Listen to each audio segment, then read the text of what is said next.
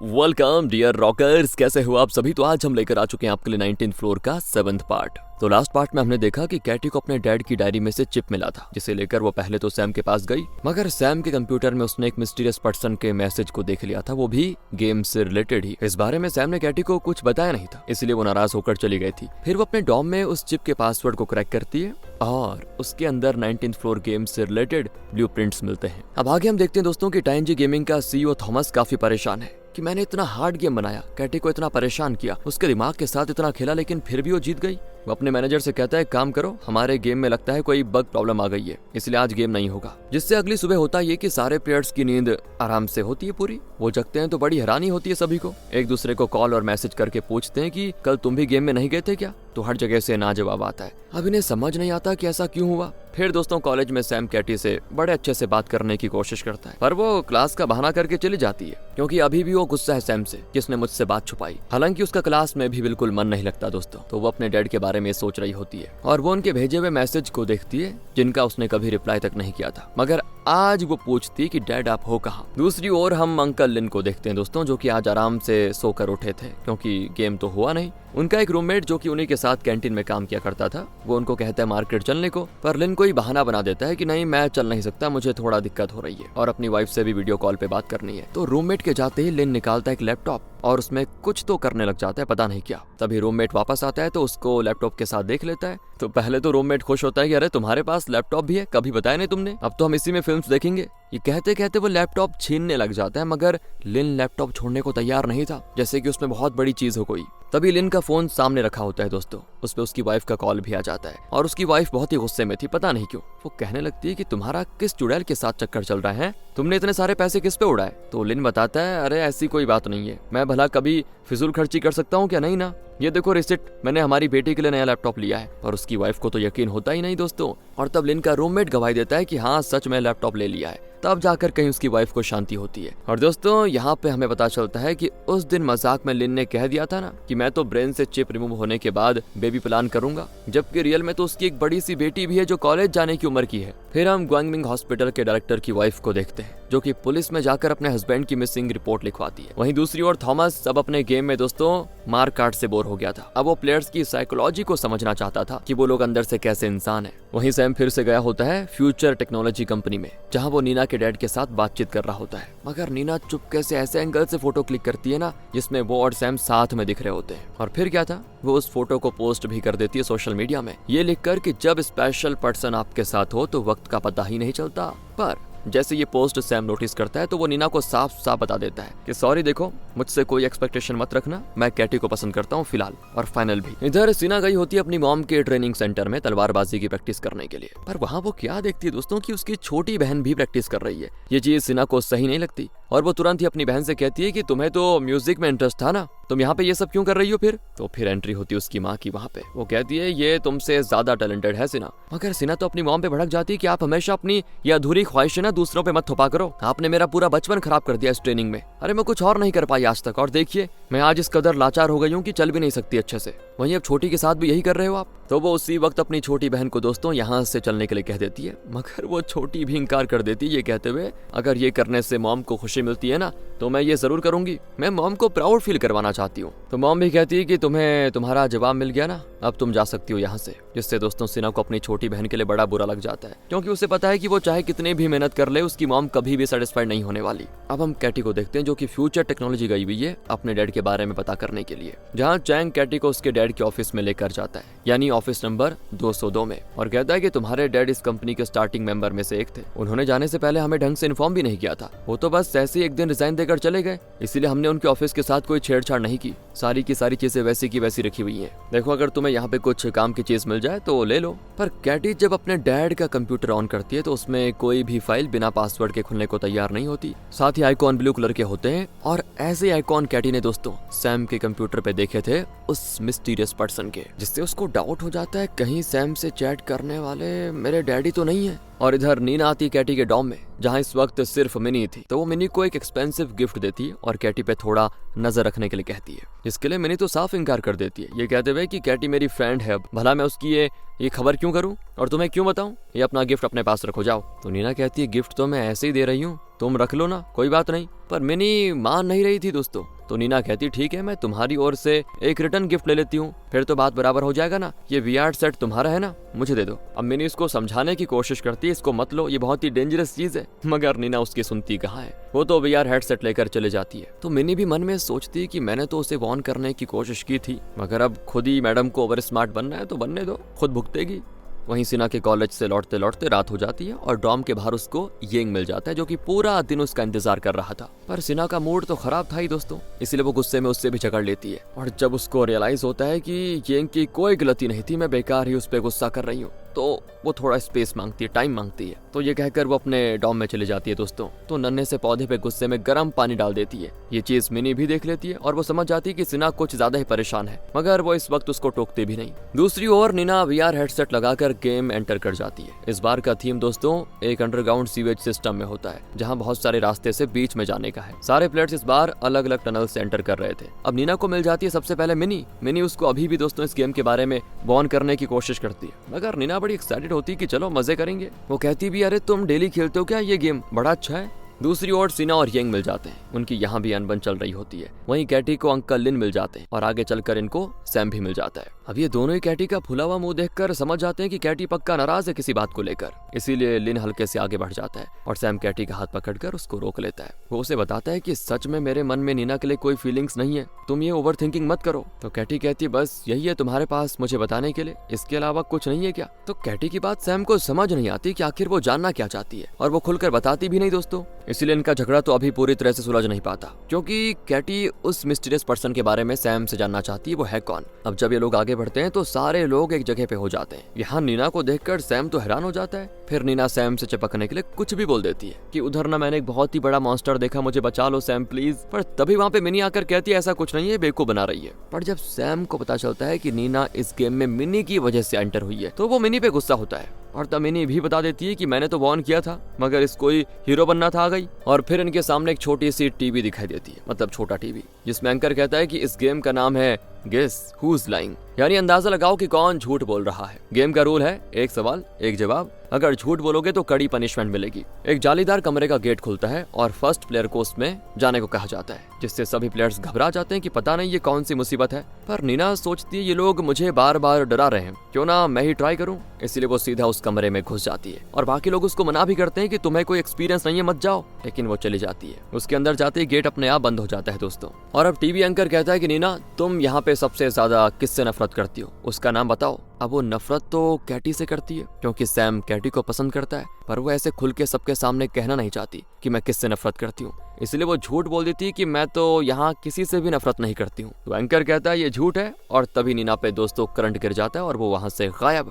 ये देखकर बाकी प्लेयर्स का बुरा हाल हो जाता है कि अब क्या होगा। इसके बाद अगले प्लेयर को बुलाया जाता है, तो कैटी तुरंत ही चली जाती है अंदर। उसे रोकने के चक्कर में अंकल लिन भी अंदर जाते हैं और तभी दरवाजा बंद हो जाता है। दोनों ही अंदर लॉक हो जाते हैं। अब इन दोनों से ही पूछा जाता है क्या तुमने कभी किसी ऐसे इंसान को खोया है जिसे तुम सबसे ज्यादा प्यार करते थे। ये सवाल सुनते ही कैटी को अपनी मॉम की याद आ जाती है और वो हाँ कर देती है। वहीं लिन भी हाँ कहता है और इनका आंसर करेक्ट माना जाता है। इसके बाद इनसे पूछा जाता है कि तुम सबसे ज्यादा नफरत किससे करते हो। तो कैटी को तुरंत अपने डैड की याद आती है, पर वो टाइम से आंसर नहीं दे पाती और ना ही अंकल लिन बता पाते हैं सबके सामने कि मैं किससे नफरत करता हूँ। मतलब दोनों ही आंसर नहीं दे पाते, जिस वजह से होता ये कि अचानक से फ्लोर खुलता है और ये दोनों नीचे चले जाते हैं। और एंकर कहता है कि 2 प्लेयर मेज टनल में एंटर कर चुके हैं, उन्हें वो टनल पार करना होगा इस लेवल को कंप्लीट करने के लिए। वहीं बाकी के प्लेयर्स अपने गेम कंटिन्यू करने के लिए जालीदार रूम में आना शुरू करें। तो सैम अंदर जाता है, जहां सबसे पहले उससे ये सवाल किया जाता है कि तुम 19th फ्लोर गेम के बारे में बाकियों से बहुत ज्यादा जानते हो, है ना, पर सच्चाई तुम अपने टीममेट से छुपा रहे हो, सही बात है क्या ये। तो वो हाँ कहता है। जो कि सच निकलता है दोस्तों। और फिर उससे दूसरा सवाल किया ही नहीं जाता और सीधा मिनी को बुलाया जाता है अंदर, जिससे सभी हैरान हो जाते हैं कि कभी एंकर किसी से इतने सारे सवाल कर रहा है, कभी किसी से बस एक ही। तो मिनी से तो ये पूछा जाता है कि अगर इस गेम में बाकी सारे प्लेयर्स मर रहे हो और तुम्हारे पास ऑप्शन हो किसी एक को बचाने का, तो तुम अपनी जान देकर किसको बचाना चाहोगी या किसको मरने दोगी। तो वो सवाल में बड़ी कंफ्यूज हो जाती है और तो काफी कम टाइम बचा होता है और जब 3 सेकंड्स बचे होते हैं तो वो कबूल कर लेती है कि हाँ, मैं किसी को नहीं बचाऊंगी, मैं खुद को बचाने के लिए इनको छोड़ सकती हूँ मरने के लिए। इससे होता ये वो गेम जीत जाती है, मगर वो अपने दोस्तों से अब नजरें नहीं मिला पाती। इसके बाद सीना को बुलाकर पूछा जाता है कि तुम्हें क्या लगता है, येंग डरपोक है या नहीं। तो वो कहती है कि हाँ। इसके बाद उससे पूछा जाता है क्या तुम येंग को कभी अपनाओगी, तो वो जवाब दे नहीं पाती। उसके पास भी सिर्फ 3 सेकंड्स बचे होते हैं। ये देखकर येंग भड़क जाता है और एंकर से बहसबाजी करने लग जाता है।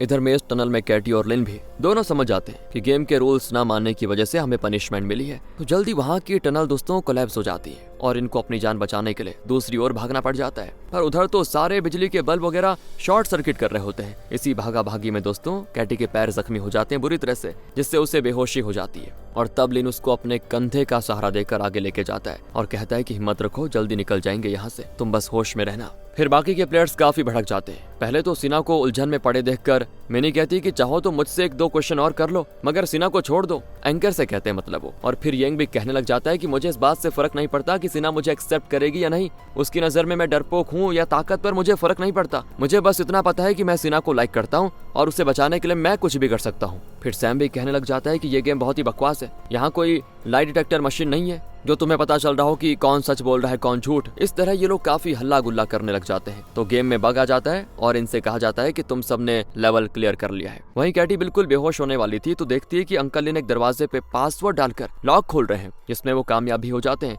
और दरवाजा खोलने पे उसे बाकी के प्लेयर्स वहाँ दिख जाते हैं और सभी पहुंच जाते हैं रियल वर्ल्ड में। लेकिन नीना मैडम तो कोमा में जा चुकी थी। सैम ने उसे हॉस्पिटल में एडमिट करवाया था। चैंग भी अपनी बेटी को देखने के लिए हॉस्पिटल आता है, जहां सैम उसको 19th फ्लोर गेम के बारे में बताता है और हेल्प मांगता है कि आपकी जो माइक्रोटेक डिपार्टमेंट है उसमें कुछ ऐसे इक्विपमेंट है जिससे हम नीना के ब्रेन से चिप निकाल सकते हैं। पर उसकी बातों को चैंग ना समझने की एक्टिंग करता है, बिल्कुल जैसे कि उसको कुछ समझ ही में ना आ रहा हो। और वो सैम से बस इतना ही कहता है कि मुझे अभी कुछ समझ नहीं आ रहा है, सॉरी, मैं बस अपनी बेटी के साथ थोड़ा टाइम स्पेंड करना चाहता हूँ। पर दोस्तों सैम के वहाँ से जाते ही ना चैंग जाता है सीधे टाइनजी गेमिंग और वहाँ वो थॉमस से कहता है कि मेरी बेटी को जल्दी से होश में लाओ वरना अच्छा नहीं होगा। और तब थॉमस चैंग को समझाता है कि देखो, मैंने तो तुम्हारी बेटी को इस गेम में लिया ही नहीं था, वो खुद अपनी मर्जी से आई थी। अगर मैं तुम्हारी मदद करके नीना को होश में ला भी देता हूँ तो बाकी के प्लेयर्स भी फिर अड़ जाएंगे कि उनके दोस्तों को भी होश में लाया जाए। ये तो गेम है, गेम के कुछ रूल्स एंड रेगुलेशन होते हैं, जिसे मानना ही पड़ता है। वैसे भी तुम चिंता क्यों करते हो, मैं हूं ना, कुछ दिनों के बाद उसे होश आ ही जाएगा। और तब जाकर कहीं चैंग अपने दिल को समझाता है कि ठीक है,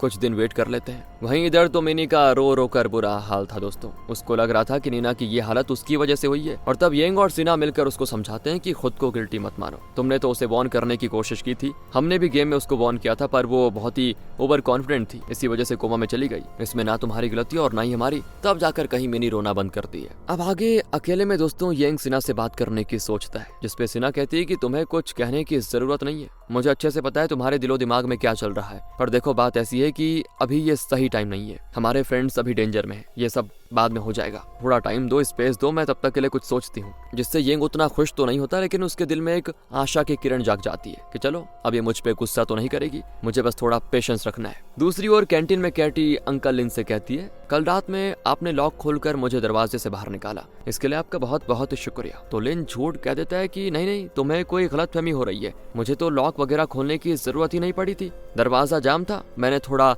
हिम्मत लगाई तो खुद ही खुल गया। और दोस्तों इससे कैटी के दिमाग में अंकल लिन के लिए डाउट पैदा हो जाता है। वो खाना खाते हुए अंकल लिन को बड़े गौर से देखती है। लिन के पास एक छोटी सी डायरी है जिससे वो पढ़ रहा होता है बीच बीच में। अब कैटी ये जानने की कोशिश करती है कि डायरी में ऐसा क्या लिखा हुआ है, तो वो सभी से छिपकर अंकल लिन के डॉम में भी चली जाती है, जहाँ उसे लिन का लैपटॉप मिलता है। जिससे कैटी हैरान हो जाती है कि कैंटीन में कुक का काम करने वाले अंकल लिन को इस महंगे लैपटॉप की क्या जरूरत पड़ गई, ऐसा क्या करते हैं ये। तो कैटी उस लैपटॉप को खोलने की कोशिश भी करती है, मगर उसमें लॉक लगने की वजह से खोल नहीं पाती। वहीं लिन भी आ जाता है दोस्तों, और उनका रूममेट कहने लग जाता है कि तुम्हारी बेटी आई है, इसलिए मैंने उसको अंदर बैठने को कहा। फिर वो कैटी से कहता है कि पता है, तुम्हारे डैड ने तुमसे बहुत ही प्यार करते हैं, इसीलिए उन्होंने तुम्हारे लिए एक्सपेंसिव लैपटॉप भी खरीद लिया है। तभी दोस्तों कॉलेज के गार्ड का फोन आ जाता है और वो कैटी को गेट के पास बुलाता है, ये कहते हुए कि तुम्हारी ग्रैंड माँ अंदर जाने की जिद कर रही है, और तुम्हें तो पता है ना ये सब यहाँ पे अलाउड नहीं है, ये जानने के बाद कैटी खुद गेट के पास जाती है और उसके साथ लिन भी आ जाता है पीछे पीछे, जहाँ इनको पता चलता है कि ग्रैंडमा ने एक बड़ा सा टिफिन तैयार किया हुआ है कैटी और उसके रूममेट्स के लिए। वो बस वही देने के लिए आई भी थी।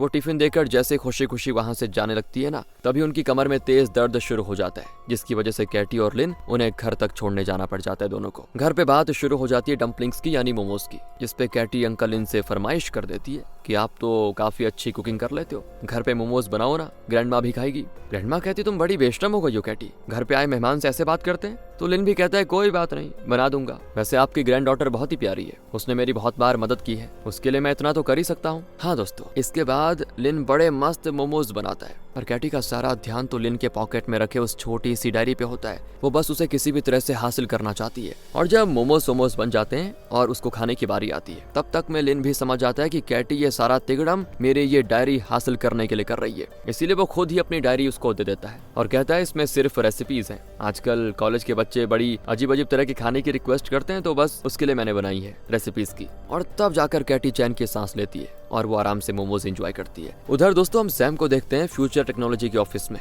मिस्टीरियस पर्सन ने सैम को कहा था ऑफिस नंबर 202 में जाने के लिए, जो कि आपको पता ही है दोस्तों, वो ऑफिस पहले कैटी के डैड का हुआ करता था, है ना, पर उन्होंने तो रिजाइन कर दिया बिना किसी को कुछ बताए। उनके ऑफिस से सैम को उनका एक्सेस कार्ड मिल जाता है, जिसे पाकर वो बड़ा खुश होता है पहले, क्योंकि इससे वो फ्यूचर टेक्नोलॉजी के माइक्रोटेक डिपार्टमेंट में आराम से एंटर कर सकता है और वहां से डिवाइसें हासिल कर सकता है, जिसकी मदद से प्लेयर्स के माइंड से वो चिप निकाली जा सकती है। तो सैम जब अपने रूम पे नहीं होता, तभी कैटी उसके रूम में एंटर कर जाती है। फिर वो सैम के कंप्यूटर को ऑन करती है, पर उसमें भी पासवर्ड मांग रहा था। तभी वो एक बार 0419 ट्राई करती है, जो कि सैम के डॉम के गेट का पासवर्ड भी है, और इससे कंप्यूटर दोस्तों अनलॉक भी हो जाता है। जिससे कैटी को अच्छा लगता है कि चलो थोड़ी उम्मीद जगी, अब देखती हूँ क्या है इसमें। क्योंकि ये था कि जब ये पहली बार अपने बचपन में मिले थे ना, तो उस दिन चौथा महीना और 19 तारीख ही थी, और इस डेट को सैम काफी इंपॉर्टेंस देता था, इसलिए वो जो पासवर्ड है वो भी 0419 है। तो अब कैटी उस मिस्टीरियस पर्सन से बात करना चाहती है, मगर मिस्टीरियस पर्सन के बात करने का फिक्स टाइम होता है, वो अभी ऑनलाइन नहीं होता, इसलिए कैटी को हार मानकर जाना पड़ जाता है। और वहीं सैम जब रात में फ्यूचर टेक्नोलॉजी के माइक्रोटेक डिपार्टमेंट में जाता है, सारे स्टाफ्स घर जा चुके थे, तो पास की मदद से वो आराम से अंदर जाता है इक्विपमेंट रूम में और पल्स डिवाइस चुरा कर लेके जाता है। हालांकि सैम की चोरी फ्यूचर टेक्नोलॉजी के मालिक चैंग आराम से सीसीटीवी में देख रहा होता है, पर वो उसको रोकता नहीं। घर आकर सैम जैसे ही उस डिवाइस को एक इलेक्ट्रिकल केबल से कनेक्ट करता है, तो वो डिवाइस जल जाता है दोस्तों। सैम परेशान कि इतनी मेहनत करके क्या फायदा यार। दूसरी ओर दोस्तों कैटी जाती है टाइनजी गेमिंग के ऑफिस में, और वहाँ उसे कोई भी नहीं दिखता। उसको ऐसा लगता है जैसे कोई उसे अपनी ओर बुला रहा है। वो लाइट वाले एरोस को फॉलो करते करते एक ऐसे रूम में पहुंच जाती है जहाँ पे उसके डैड बेहोश पड़े होते हैं एक बेड पे। आसपास ऐसा सेटअप होता है जिससे ये लगता है जैसे कि कैटी के डैड की कॉन्शियसनेस एक मशीन से जुड़ी हुई है, और उनके बगल में ही दोस्तों हेडसेट भी रखा हुआ है। अपने डैड को इतने सालों के बाद देखकर कैटी के मन में पास्ट की यादें आ जाती है, और उसे याद आता है अपने डैड का वो बर्थडे जिसमें वो कैटी और कैटी की मॉम सभी बहुत ही ज्यादा खुश थे। फिर कुछ ही दिनों के बाद डैड एक बड़ा सा बुके लेकर आए और अपनी वाइफ को बताया कि थॉमस नाम का बहुत ही अमीर बिजनेसमैन मेरे आइडिया पे काम करने को तैयार हो गया है। और आज अपने डैड को दोस्तों इस हालत में देखकर कैटी को बड़ा दुख होता है प्रेजेंट में। वो पास ही में रखा हेडसेट पहनती है और अपने डैड की दुनिया में चली जाती है, जहाँ इतने सालों बाद अपनी बेटी को देखकर वो बड़े खुश होते हैं। और वो कहते हैं कि हाँ बेटा, मुझे पता है तुम्हारे मन में बहुत सारे सवाल हैं, पर मुझे समझ नहीं आ रहा मैं कहाँ से शुरू करूँ। अच्छा, क्या तुम्हें कभी अकेलापन फील हुआ है? वैसे वाला अकेलापन नहीं जिसमें तुम्हारे आसपास लोग ना हो, मैं उस अकेलेपन की बात कर रहा हूँ जिसमें तुम्हारे आसपास सारे लोग हों पर फिर भी तुम्हें अच्छा नहीं लग रहा हो। कुछ ऐसा ही हुआ था मेरे साथ। मैंने अपनी पसंद की लड़की से शादी कर ली थी, हमारा बच्चा भी हो गया था, मेरी एक प्रोफेसर की जॉब भी लग गई थी, पर मैं पूरी तरह से खुश नहीं था। मैं अकेलापन फील करता था। मुझे ऐसा लग रहा था कि ये सारी बहुत ही छोटी चीजें हैं, क्योंकि मुझे ये भी लग रहा था मैं कुछ बड़ा करने के लिए बना हूँ। मैं अपने टैलेंट से एक नई दुनिया के निर्माण करना चाहता था। और इसी सब में मेरी मुलाकात हुई थॉमस से। मैंने उसे अपना आइडिया बताया और हम दोनों की वाइब मैच हो गई। उसे मेरा आइडिया बड़ा पसंद आया और उसने मुझे सारे रिसोर्सेस प्रोवाइड किए जिससे मैं अपने सपने को साकार कर सकता था। और कई सालों की मेहनत के बाद हमारा सपना साकार हुआ। हमने ये 19th फ्लोर गेम को सक्सेसफुली बना लिया। मेरे टीम के सारे लोगों को ये गेम बहुत ही पसंद आया, पर मैं अभी भी पूरी तरह से सेटिस्फाइड नहीं था। मुझे इस गेम में कुछ तो अधूरा लग रहा था। और फिर एक दिन की बात है, मैं थॉमस को लेकर इस गेम में एंटर किया। सब कुछ काफी रियलिस्टिक लग रहा था। और इस गेम में जब हम लकड़ी वाले पुल पे चल रहे थे ना, तो थॉमस गलती से डर के मारे लेक में गिर गया। उसे बचाने के लिए मैं भी कूद गया। उसे मैंने बाहर निकाला और देखा कि वो तो बेहोश हो गया है। मुझे चीज बड़ी अजीब लगी कि गेम में कोई कैसे बेहोश हो सकता है। ये फीचर तो मैंने बनाया ही नहीं था, जरूर ये कोई बग होगा, मुझे ऐसा लगा। पर जब मैंने अपना हेडसेट उतारा तो मैं और भी ज्यादा हैरान हो गया, क्योंकि थॉमस रियल में भी बेहोश हो चुका था। ये देखकर मुझे बड़ा मजा आया, पता नहीं क्यों, क्योंकि आज से पहले कभी भी ऐसा कोई गेम नहीं बना था जिसमें गेम में होने वाली चीजों का असर रियल वर्ल्ड में भी हो। मैं अपने गेम प्ले में गया और मैंने उस सेक्शन को ही रोक दिया जहाँ पे थॉमस पानी में गिरा था, और तब वो रियल लाइफ में भी होश में आ गया। तब जाकर मुझे मेरा गेम बड़ा इंटरेस्टिंग लगा और मैंने सोच लिया कि मैं हमेशा से यही तो करना चाहता था, कुछ बड़ा। दोस्तों, अपने डैड की ऐसी बातें सुनकर कैटी तो हैरान हो जाती है और तभी पार्ट 7 की स्टोरी हो जाती है यहीं पे खत्म। अब आगे के एपिसोड में हम देखेंगे कि कैटी अपने डैड से कैसे निपटेगी, क्योंकि अभी तक उसको ये सब टाइनजी गेमिंग का किया धराया लग रहा था, मगर रियलिटी में तो इस पागल से गेम को बनाने वाला कैटी का पिता ही है। लाइक करें, शेयर करें, सब्सक्राइब करें, क्योंकि अगला पार्ट आने वाला है। तब तक के लिए ध्यान रखें अपना। Thanks for watching.